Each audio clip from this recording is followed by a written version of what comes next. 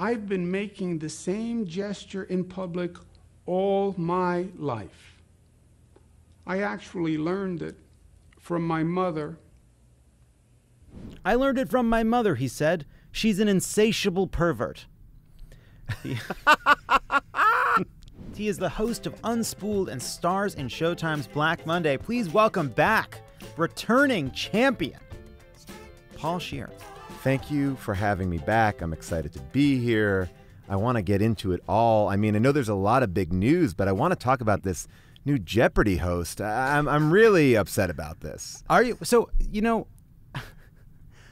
it reminds me of when, for those of you who don't know, obviously there's been a search for a new host for the program Jeopardy after the passing of Alex Trebek. It was a search with a lot of fan favorites getting the opportunity to try out and become a guest host. And it seems as though one of the producers of Jeopardy has decided that the perfect person is one of the producers of Jeopardy himself. And I appreciate the chutzpah. Mm-hmm. And it really reminds me of when Dick Cheney was in charge of choosing George W. Bush's vice president, and he was like, I found the perfect guy. Yeah. It's gonna be me. It is a odd choice to go celebrity, sports star, everybody, and there's a giant online campaign for LeVar Burton. I don't know if he's the perfect host, but there's an energy, and then to be like Mike Nichols or whatever his name is, you're like, Oh, okay. And then I tweeted something about it yesterday and been sent many an article about how he's been involved in some very unsavory Andrew Cuomo-like business behind the scenes at The Price is Right. I would say that if you don't have to be everyone's favorite to win the favoritism contest, but you got to be someone's favorite. Someone. You know what I mean? You got to have a fan base. You got to have some constituency. Yeah. I don't know whose constituency this guy had. All I'm going to say is we tune in for the host because that's the constant. That's why you have your audience. Like, who cares about me? We got to tune in for you. I don't know who's tuning in for this guy. Put Aaron Rodgers up there. Put Mayim Bialik up there. They were great. LeVar Burton was also good. LeVar Burton, reading Rainbow. He's got a history of educating us. People want it. Give the people what they want. It's so funny. I'm going to give you a clue in the style of Jeopardy. Are you ready? Yeah. Thud, muffled, underground. Thud, muffled. What is... Wow, I don't even... Now I'm really... I'm sorry, Paul. That's incorrect. The correct question is... who is Alex Trebek rolling over in his grave? Oh my God. Oh my God. Sorry. Listen, Paul, something that we're grappling with here at Love It or Leave It is the further I get away from an audience, the more I become an edgelord. And I'm just... I love it. I love the edgelord. I also... Oh my God. Well, like for a while, wasn't the whole idea that they were like lugging Casey Kasem's body around, like just like he's still got it, he's still here. It's like the man is dead. Like they were fighting over his like literal body at points. I feel like. Yes, I it was strange hearing him introducing new music. The best prank tape I've ever. That was. I mean, by the way, this is totally off tangent, but that to me, hearing Casey Kasem do those outtakes when I was a kid was. Like, that was nirvana. Like, kids now live in a world where they can watch outtakes, people being horrible, and every media possible. But when you got that tape of Casey cursing about a goddamn dog dedication, like it was an amazing moment. Yes, it was the audio equivalent of seeing your teacher at the grocery store. You know, there was something when before the internet. When you got to see how things were made, like how intoxicating it was when someone cracked on SNL, or this was such the end of Home Improvement when they would show the flubs, the bloopers at the end of the episode, and it seemed like they were having such a great time. And now with some cynicism, some age, we know that we know things have gone south. We know. I mean, my favorite thing again. I'm pulling the show way off topic, but I'm going to say this, and that's great. Kelsey Grammer was doing an interview for whatever he was promoting, and they asked him, like, how is the Frasier reboot coming? And he said, it's going great. We've reached out to all the cast. We've yet to hear back from them. And that spoke volumes to me. Like, we are going full forward on the Frasier reboot, but so far, it's just the me. cast, just me. Just tells you a lot. Tells you a lot that after, whatever it is, 20 years, the cast is like, nope, not going back to that hellish nightmare. You'll sooner get Eddie the dog before you get us. Let's get into it. All right, yes, What please. a week. What a week it was. After the federal eviction moratorium lapsed this past weekend, the CDC finally pulled its shit together and renewed the moratorium until October 3rd. That's what I like to see, Paul. Less talking, moratorium. This is why I'm here. I love all of it. I love all of it. This is why you're here. This is why you're here. Eager to start work on the infrastructure bill ahead of their August recess, Chuck Schumer warned Congress, the longer it takes to finish the bill, the longer we will be here. I have said for weeks that the Senate is going to move forward on both tracks of infrastructure before the beginning of the August recess. The longer it takes to finish, the longer we'll be here.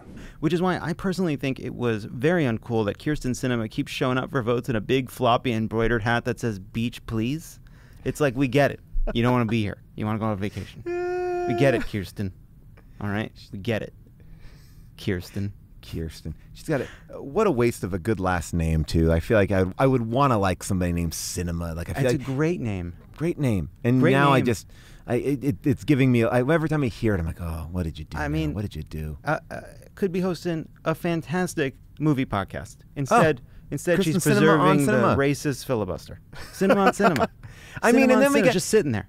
And we got Matt Gaetz living in the Truman House. People, you're wrecking things that we like. You're wrecking things that we like. You can't have terrible people living in these houses and having these cool names. In case we don't see him, Yeah. Good afternoon, good evening. Go fuck yourself, Matt Gaetz. You're terrible. Oh, he's the worst. I think the perfect encapsulation of Matt Gaetz was in a headline this week, which was Matt Gaetz launches podcast as federal criminal investigation looms. It's like that captures the essence of this man. It actually reminds me of, they say you can't outrun your diet. You know what I mean? Like, you can exercise all you want, but if you're not eating well, you won't be able to win. It's like, I don't care how much fucking right-wing chum you throw in the water. You are under a federal criminal investigation. You cannot spin or distract or smear your way out of that. That will fuck you no matter what you say. But you're right. And we are also in a world, though, where if you choose not to acknowledge it, you can get further than we've ever gotten. Like, we are pushing that boundary bit by bit. Like, if I just refuse to say it's a big deal or even acknowledge that it's happening, it's wishful thinking. It is the secret in action. I mean, but like what you said, at a certain point, when you will still get penalized. There are other people out there. Yeah. Yes. I mean, I think it is absolutely true that all the big plastic bins filled with water at the end of the highway, you can blow through, like the ones that were about shame, political pressure, media pressure, ethics, responsibility, all that stuff, you can blow right through it. But we still, for now, I thought it would have the line of defense of the legal system, which has, I think, held, which you see repeatedly when lawyers who are lying on television and completely fabricating conspiracy theories on television find themselves unable to tell the same story to the judge because they know they would face actual legal repercussions. Right. So those places, there are still guardrails in the judicial system. That's why Rudy Giuliani just lost his right to practice. That's why even that some of these firms during some of these bullshit legal challenges to the election results would say all kinds of things in the press, and then when they get in front of the actual court, they couldn't claim fraud. They couldn't claim illegality because They are officers of the court. They have legal and professional obligations that they'll lose their license to practice if they violate. So I completely agree, but that's why I think, I don't know how good this podcast is going to be, Matt. We welcome the competition, and we love people joining our burgeoning industry. I mean, let's but get it's not in going to there. help you. It's not going to I mean, help look, if he maybe does a few guest spots, he might get might get some crossover audience. Maybe he pops on the Piven podcast. And sorry, Paul, sorry to interrupt, but we just have a brief word. It says here, everybody check out a new podcast from your friends at Stitcher. Oh, Matt boy. Gaetz. No, I'm kidding. How'd we approve this? You know what? Hey, we got to take the advertising money. But it's interesting that his podcast is all about snack foods. It's all about just trying different snack foods. It's really out of his box, but I think it makes him a lot more likable. Today on the show, Cheetos. We're going to try all the different kinds of Cheetos. That's so fun. Yeah, that's... Oh, my God. Flaming hot... I'm done. Are Takis as good as Doritos Dynamitita? Some might say yes. An old childhood classic today, Bugles. We're going to have some Bugles today. Lindsey Graham tested positive for COVID this week and credited his relatively mild flu-like symptoms on being fully vaccinated. You hate to see it. It's another Provincetown breakthrough. Here's the thing about this.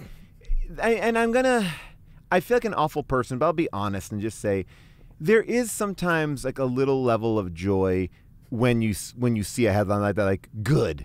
And I know that that's probably a terrible place to be, like, oh, you got COVID, good for you. But because it's like you feel like you've held up certain elements of relief, and you want this person to kind of just have a taste of their own medicine. I know that that's a bad thing. I can say it because he's not deathly ill. He got his vaccine, but it's like sometimes these people, I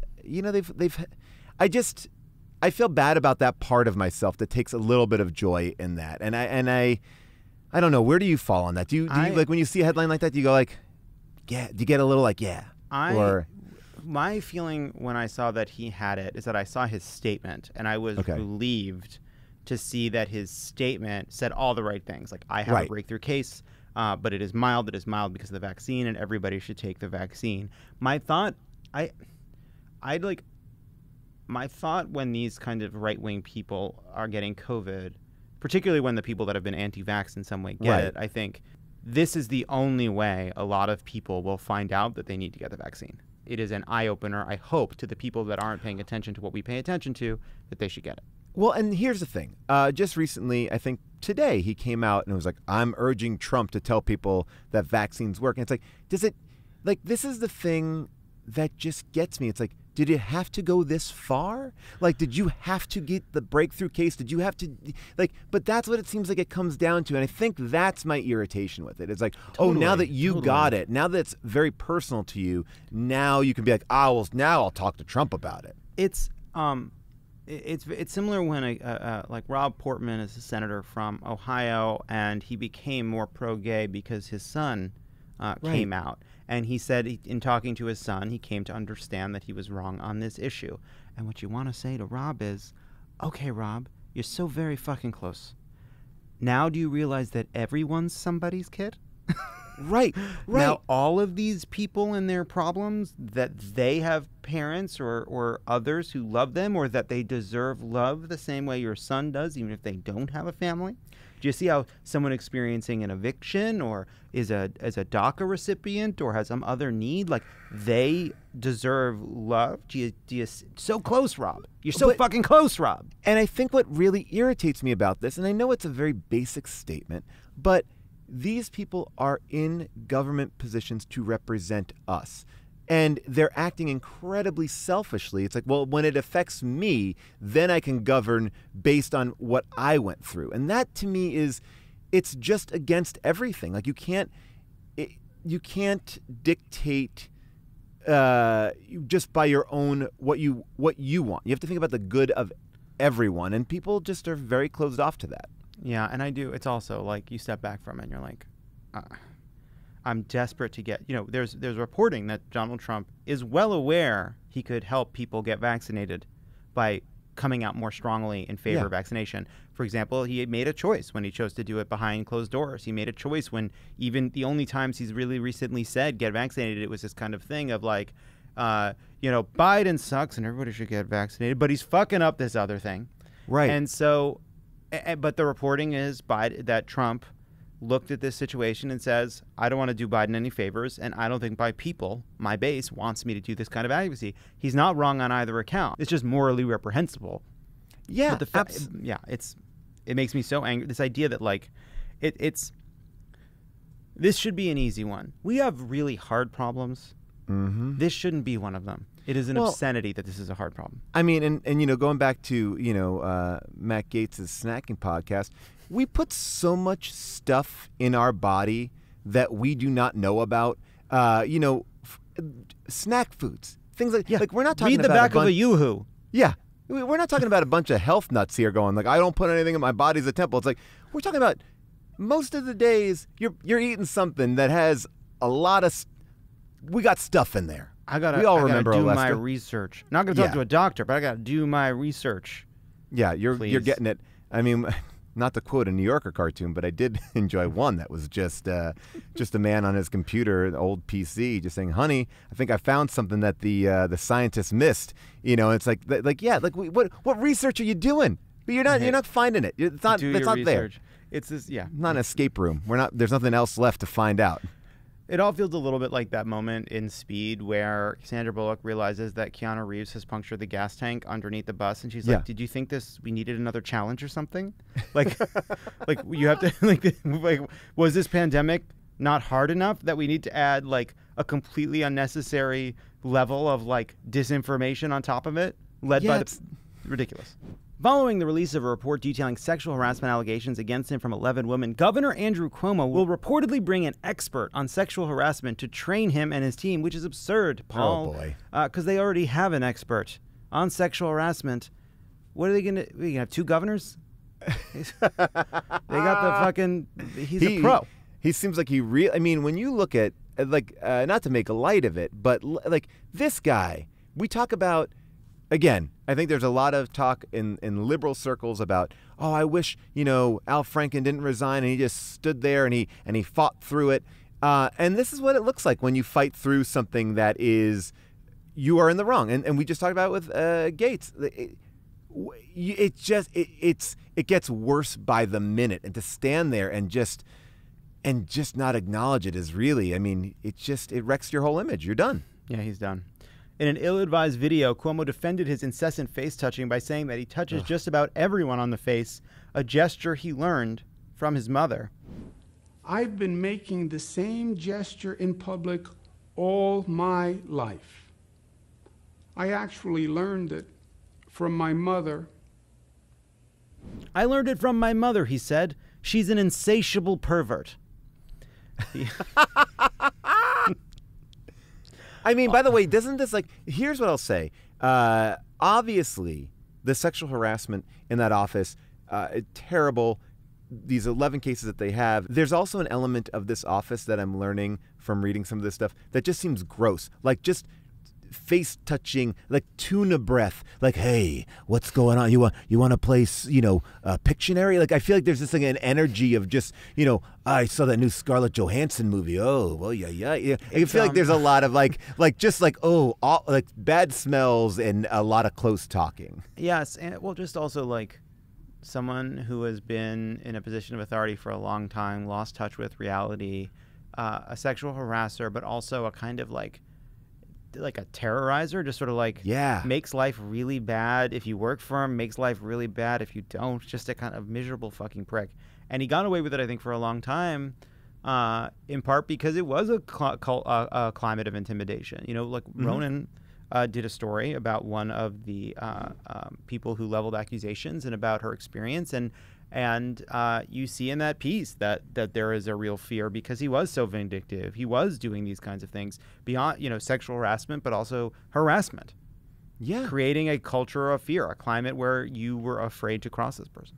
And there's a certain level of power at play. And I think in the last 2 to 3 years, it's slowly been opening up, and you're realizing, oh, there is a place for me to escape this or get my story out. But before that, there are these fixers. And, if, catch and kill, like, you look at this thing, it's like they're erasing text messages. And like they knew what to do and, how they could just erase this entire thing. And it's so incredibly despicable. For another week, Kanye continues to live inside Atlanta's Mercedes-Benz Stadium while he finishes his album Donda.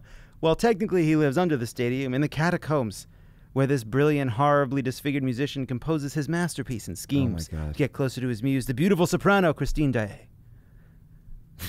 That's the plot of Phantom of the Opera.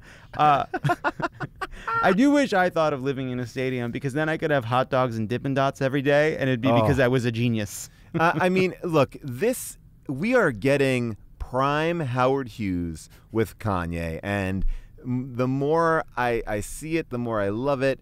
Like, if you look at his quarters that he's living at, he looks like he's living in like a coach's like massage room. It's a very tiny, small space with a bed on the floor, like a countdown clock on the wall, and a small locker. And I guess there's a part of me that thinks that he just didn't leave, but I have to imagine he is renting it. I have to imagine that he's paying for it. Well, it's not like you find that on Craigslist, so I assume there's some kind of relationship in which he says, this would be a really conducive place for me to work. I think it'd be good for you. You get something out of it. A lot of really cool weird press. That I'm like walking around the stands. You might see Kanye. I mean, that is fucking cool. That is as close as you can get to a real live ghost. Like, you're at a fucking game, and you're like, there's a real chance that Kanye, in garbage bags and a stocking over his head, will just go walking by like a ghoul. I think that fucking rules. I never want Donda to come out, only because I want this life to continue. Like, I want him to embrace this. I will say, it was the same way I felt when I went to a Minnesota Vikings game and I saw Prince just walking around among the people without much security. It was 2 months ago. I mean, that is the weird thing. And by the way, he's going to be featured on Donda. Watch the Throne 2, Prince and Kanye. He's done it again, they'll say. In a surprising, very much an unforced error, Matt Damon apparently told the Sunday Times that he only recently stopped saying what, for some reason, everyone's calling the F-slur. The word's fag, Paul. Well, there you go. I can say it, because I am quite gay. And I feel like, I don't know where F-slur came from, I guess because F-word was taken. Anyway, the point is, he apparently was using it quite recently, and then his daughter was like, please stop doing that. And then he told this story, and then everyone's like, you should have known this already. But I have to say, Paul, I can't say I'm surprised, because I've always thought he was a full-blown born supremacist. That's so stupid. Nice. Nice. In a follow-up statement, Damon denied ever saying this stuff. He said, I have never called anyone F in my personal life, and this conversation with my daughter was not a personal awakening. To be as clear as I can be, I stand with the LGBTQ plus community, at which point a disappointed DaBaby, who was standing outside Matt Damon's home with a bunch of Matt Damon memorabilia and a fresh Sharpie pen, stormed off furiously. And the weirdest part is, Paul, the memorabilia, it was the bedsheet that said, "Go home, Jew," from School Ties. That was such a journey. And I want you to know that the hit rate on that joke at this office, in this room, was maybe 30%. You know what? I really appreciate it, because I didn't know where we were going. I thought you were going to go to the Stuck on Me or maybe a Goodwill Hunting thing, but no, School Ties, back to where it all started. And you would think that, maybe he would have learned from all these things. I mean, he might, Here's the thing. Look, now that Mikey Barbaro of The Daily has married a woman, I am king of the podcast gays. I am officially the king. If I can say that, I say that with love, Barbaro. Anyway, but I love Matt Damon. And I have to say, his denial was interesting to me, because he doesn't outright say, I did not say these words to that reporter, but what he says in his rebuttal is that what that report says doesn't convey how I think or how I behave. So I know Twitter very much loves he just found out about this. But I have to assume that the truth is somewhere in the middle. Like, he did use it. He knew he shouldn't have. He got upbraided by his daughter, and then he kind of told this story, not realizing how it would sound. I don't know, but I do think the key point of all of it is that Matt Damon knows he shouldn't say it. You know? I agree, and I think, look, he went through something a while ago with the Project Greenlight where he talked about, he basically like laughed at diversity, right? Like some version of that. I forget the exact thing, but it was, and he had to kind of walk back his comments there, and it was sort of like, yeah, you're right. I didn't really look at it like this. I didn't understand the scope. I think that Frank Leonard, who runs the Blacklist, had a recent thing with Ben Stiller on Twitter, where it was sort of like, sometimes there are certain concepts when you are a very famous white straight man that you might have missed because you're not paying attention. You're not in the trenches. You're not really looking around too much. And I think I feel like he always steps up to the challenge, but and responds the right way. But I guess where I go back to on this Matt Damon thing is, why bring up that story in any interview? Like what was the purpose of that? It was a Michelin 3-star story in that he took a huge fucking detour to get to it, and I don't really understand why, and I don't really get why, because also he's given other interviews, and I believe he got in trouble for an interview where he talked about that actors should maintain some mystery. Yeah. Because I believe there was a conversation around sexual orientation. He had said something about how actors do themselves no favors by being too revealing. And then he shows up at this thing and it's like, the other day I called somebody a fag and my daughter was pissed. And it's like, dude, that is terrible. You can avoid all this. You are such a good actor. I remember we made fun of Matt Damon in the White House Correspondents' Dinner like 10 years ago at this point. Just the other day, Matt Damon. I love Matt Damon. Love the guy. Matt Damon said he was disappointed in my performance. Well, Matt, I just saw the Adjustment Bureau, so right back at you, buddy. You know, take that, Matt Damon. You've been pulling this shit for a long time. Well, you know what it is, too? I think there is something about always being viewed as your smartest or your most known character, and I think there is a connection to Matt Damon as being like Will Hunting. Good Will Hunting, right? Working class dude, but he's really Howard Zinn, and he's you put all this on him, and then I think you make these gaffes that are so like, but I did like what he said about. And I find what he said about, it's not just enough to consider yourself one of the good guys. You have to take an active role in solving the problem. And I think that is a good thing to say, because I think we get caught up in apologies a lot. And we're talking about, Lindsey Graham talking, getting there are certain things that hopefully these ideas puncture the mainstream. Because I did think that's a good thing to get out there. You have to be active in it, and maybe people are seeing that for the first time if they're they're just Damon heads, and I don't know. It's tricky. I do think that he presents in a different way, and then sometimes he falls into these traps, and we're even more mortified. Whereas Cuomo, you go he's a grosso sexual harasser, molester, and you go, yeah, okay, checks out. You're right. I actually think it's because and not just because of the roles he's had, but because I think correctly, I think we see Matt Damon as not as just some flighty actor. He's a smart man. He's a smart guy. Yeah. He is a smart person, and so we actually expect better from him.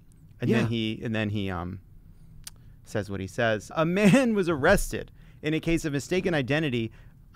He was quietly released after being locked up in a mental hospital in Hawaii for almost 3 years, The Guardian reported. And the worst part is, Leonardo DiCaprio found out and optioned the story 2 years ago, which I think sucks. Look, that's DiCaprio. I mean, he has a great production team. He gets in there, He's ready to go. I mean, he's been in there taking notes, and he's like, "Hey, man, if you know this is bullshit, get me out of here." And he's like, I want to see where the story goes. I got to see. I need a third act. Yeah, listen, I already got eaten by a bear. All right, I got to keep up in the ante. All right, I'm Leonardo DiCaprio. The case would have been cleared up if fingerprints and photographs had been compared, but the police didn't do that. And for the entire time that this man, Joshua Spreitzerbach, was wrongly held captive, the person that they wrongly accused him of being, Thomas Castleberry, was already in prison in Alaska. This shit drives me crazy. Like, how is there not... Why are we not cross-checking here? Like, I'll tell you, though, it's enough to make you think the problems in White Lotus aren't the biggest problems in Hawaii. That's the feeling that I have. and I actually, this is a good moment. I'd like to just put 10 seconds of elevator music beneath what I'm about to say. Here we go. We here at Love It or Leave It would like to issue an apology. And a previous episode of Pod Save America, sorry, you'd have to listen to both. I did say I wasn't sure if White Lotus was going anywhere. And you know what? That was premature. Because I fucking love White Lotus. And it rules. And it's so funny. And you should watch White Lotus. And I'm really sorry about what I said. And Mike White's great. Thank you. You know what? I appreciate that apology. And I think it was very heartfelt, like Matt Damon's. Thank you. And I will say that you're not wrong. I think a lot of people really... I imagine you're a fan of Mike White. But you understand that, like, sometimes... He's a slow burn. He's a slow burn, and we're remembering Enlightened. Shame on me for not trusting it. We're remembering Enlightened as a full piece, not the first 2 or 3 episodes. Absolutely. Disneyland is replacing its old annual pass program with a reservation-based system called Magic Key, inspired by the system Bob Iger installed to access his Apocalypse bunker. Prices for the Magic Key range from $399 to $1,399. What's the difference between the $399 Magic Key and the $1,399 Magic Key, you ask? Simple. $1,000. Yeah. You know what? I am a big Disney fan and make, whatever, judge me harshly, but Disney Parks fan. And this was a blow. It was like, wow, this is expensive. I am a father, so when we go to Disneyland, we got 4 people walking in the door. So if we all have that Magic Pass, that's a lot of money out the door in the beginning of the year, whatever. Oh, come on. You throw a shitty movie on the old screen. So pop one of those bad boys out, go to Disney. A New Jersey woman was found stuck in a rabbit cage in a senior living facility. When reached for comment, she said, "As a human woman, it's nice to be out of that cage. I can finally get back to seeing the world as I always did, from very high up, and going inside the different giant boxes with no sky. But first, I'm famished. Would any of you like to treat me to a dinner of," and this is just an idea, carrots? My human body could really go for some carrots. I like that she said human. Yeah. I think, she's a human person, and there's no chance that she's a rabbit that became a person, and she just is trying to get, she's a person who sees the world from high up, not a rabbit that sees the world from the ground. I think that she's protesting. We need to do some tests. I think we need to take some blood. I think we need to make sure that it's just not a shaved rabbit passing themselves off as a human. We may have ourselves a sweet tooth situation. All right, this may be we got ourselves a grade A sweet tooth situation on our hands here. And finally, Beanie Feldstein stars as Monica Lewinsky in the first teaser trailer for Ryan Murphy's Impeachment, American Crime Story. Edie Falco as Hillary Clinton, Sarah Paulson as Linda Tripp, and I hear Evan Peters is amazing as the dress. I auditioned for The Stain. And I couldn't. A lot of CGI work. It was going to be I was going to be covered in dots, and they're going to just pop me in there. The craziest part is it was a singing part. That's why. Yeah, well, they gave it to Jonathan Groff. They fucking loved Hamilton. You did great. You were working with a trainer. I was great trying. With I mean, I heard if it wasn't him, it would have been Darren Criss. So that's fine. Let me ask you this, please. Do we care? Do we care anymore? And I don't know. I'm not saying that because Ryan Murphy stuff. I love that he is just gonna I love what he did with the OJ show. I think that he's always doing something interesting and weird. And even if you don't like it, I respect it. But is the story been told, or is there more there for us to dig in? I'm fucking in. Okay, Paul. I'll tell you, I am in. First of all, I love. I love what Ryan Murphy has been doing with these true stories. Yes. I loved the one about Versace. I loved O.J. Simpson. I love Sarah. I love that he basically just finds these muses and uses them in all these incredible ways. Even though it is a story in many ways we know, just to know that there's going to be this take on it makes me excited. I'm just eager to see it. I just want to see these characters doing what they do. You've just convinced me because I was I guess OJ had been very much covered, and it was so engrossing that. Yeah, I want more of it. And look, Sarah Paulson, give it to me. I want it. And what was the name of the who's the prosecutor? The prosecutor. Oh, Marcia Clark. Marcia Clark. And what I appreciated about what they did there is they basically these things have become a vehicle for a conversation about how the 90s are the fucking past. Yes. Like, that's not the present. That is 30 years ago. It is now the past, and it is time we treat it like the past and not the present. And I think that the conversation around Marcia Clark that instigated was very cool. I think there will probably be one that follows this show about the sexism that went into that coverage and the failure to call it what it was. So I think it is, you know what? Paul, here's the other thing, Paul. Yeah. I'm not fucking busy, all right? Even if I was, I'd make time for this. Oh, I'm making time. Yeah. But now all I need to do is just move an episode of Drag Race back an hour, and I have time for this. Paul Scheer, thank you so much for being here. I thank love you, Paul. being here. Yeah, it was thank so you fun much. to see you.